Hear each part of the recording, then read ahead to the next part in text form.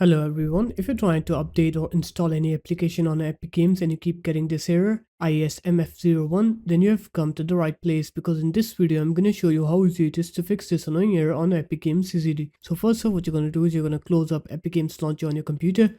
So just come here and close up Epic Games Launcher if you have it running here, and then you're going to right click on your taskbar, click Task Manager, look for Epic Games here as well, and check if it's running here, and if it is, just close it from here as well. Now what you're going to do is you're going to open up your start menu. You're going to write here run, you're going to write here app data, you're going to go into local, you're going to find both of these folders, Epic Games and Epic Games Launcher.